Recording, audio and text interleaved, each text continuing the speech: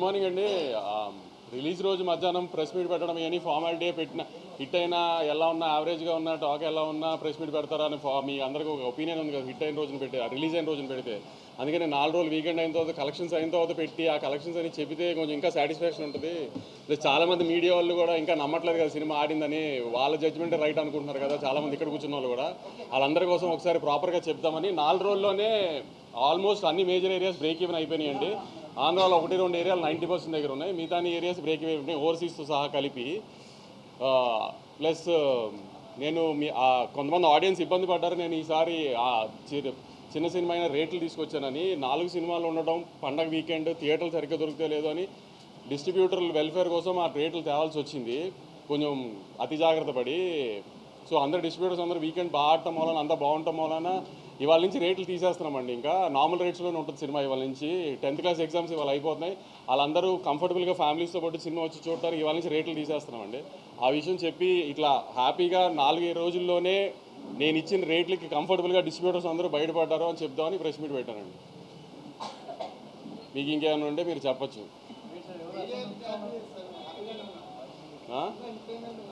చాలామంది లేరులే, 2-3 ట్వీట్లు కూడా వేశారు చాలామంది.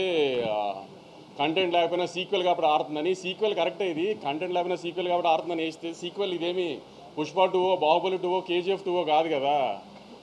ఎలా ఉన్నా చూసేయడానికి ఆ 3 సినిమాలు కూడా బాగున్నాయి, మళ్ళీ దాని కాంట్రవర్సీ చేయకుండా ఎలా ఉన్నా చూసారు కదా ఆ సినిమాలు.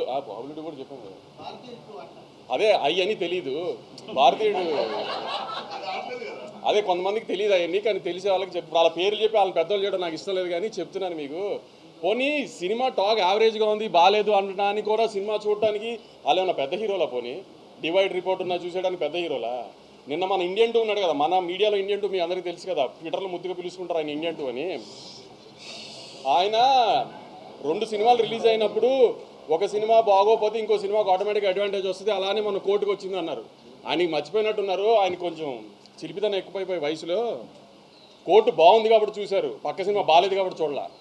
అలానే మ్యాడ్ బాగుంది కాబట్టి చూశారు, పక్క సినిమాల గురించి కూడా చూసింది మ్యాడ్. అది కూడా ఆయన తెలుసుకోవాలి. రివ్యూ చెబుతూ స్వాతిరెడ్డి పాట బాగుంది, కోరియోగ్రఫీ బాగానే ఉంది కానీ ఇంకా బాగుండా అన్నారు. ఆయన ఈ వయసులో కూడా చిలిపితనం ఎక్కువ కదా ఆయనకి. దబిడి అదిదా సార్లా ఉంటే ఆయన హ్యాపీ ఫీల్ అవ్వడేమో, అలా లేదు కాబట్టి ఆయన హ్యాపీ ఫీల్ అవ్వలేదు. ఇత కూడా చాలామంది రాశారు, కంటెంట్ లేదు, సీక్వెల్ అడ్వాంటేజ్ ఉంది అంతే, సెకండ్ హాఫ్ పండలేదు, సునీల్ గారు పండలేదు, ఇది అదే. నేను సెకండ్ హాఫ్ థియేటర్లో చాలాసార్లు చూసే ఇప్పటికి అసలు రెస్పాన్స్ ఎలా ఉంది ఏంటని.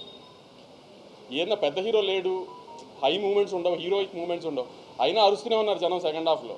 మరి ఎందుకంటారు జనానికి తెలియలేదా మీకు తెలిసినంత సినిమా గురించి? పోనీ మీకే ఎక్కువ తెలుసా?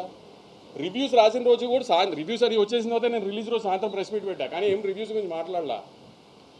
ఎందుకంటే వాళ్ళ జాబ్ వాళ్ళది, మన జాబ్ మంది. కానీ వాళ్ళ రివ్యూని జస్టిఫై చేయడానికి వాళ్ళు ట్వీట్లు వేస్తున్నారు, సినిమా కరెక్షన్ ఊరికే ఉన్నాయి కంటెంట్ లేకుండా. అది కరెక్ట్ కాదు కదా. ఇది సినిమా ఇండస్ట్రీ, మీరు నేను కోఎగ్జిస్ట్ అవ్వాలి. నేను సినిమాలు రిలీజ్ చేసి హిట్ అయ్యి నేను సినిమా తీస్తేనే మీ వెబ్సైట్ రన్ అవుతుంది, నేను యూట్యూబ్ ఇంటర్వ్యూ ఇస్తేనే మీ యూట్యూబ్ ఛానల్స్ రన్ అవుతాయి. మీ ఇండస్ట్రీలో మేము యాడ్ ఇస్తేనే మీ వెబ్సైట్ రన్ అవుతుంది. అంతేగాని సినిమాని చంపేయడానికి ట్రై చేయమాకండి. మీ రివ్యూలు మేమే కాదన్న. ఆ రోజు రివ్యూలు వచ్చిన తర్వాత నేను ప్రెస్ మీట్ పెట్టా, కానీ రివ్యూల గురించి ఏం కామెంట్ చేయాల. నేను ఇప్పుడు రివ్యూ గురించి కామెంట్ చేయాలి, మీ ఒపీనియన్ మీ ఇష్టం. కానీ సినిమా ఆడుతున్న తర్వాత కూడా సినిమా ఎందుకు ఆడుతుందని అనాలిసిస్ మీరు ఇవ్వాల్సిన అవసరం లేదు. మీ జడ్జ్మెంట్ జనాలకు అక్కర్లా, జనం ఆల్రెడీ జడ్జ్ చేసేసే జనం చూస్తున్నారు దాన్ని. ఆ జడ్జ్మెంట్లు చేసి సినిమాని డిస్ట్రాయ్ చేయడానికి ట్రై చేయమాకండి. సినిమాలు ఆడితేనే మీరు ఉంటారు, లేకపోతే వెబ్సైట్ మూసి ఇంటికి రావాల్సి వస్తుంది అందరూ. అది గుర్తుపెట్టుకుని బిహేవ్ చేయండి నెక్స్ట్ టైం నుంచి.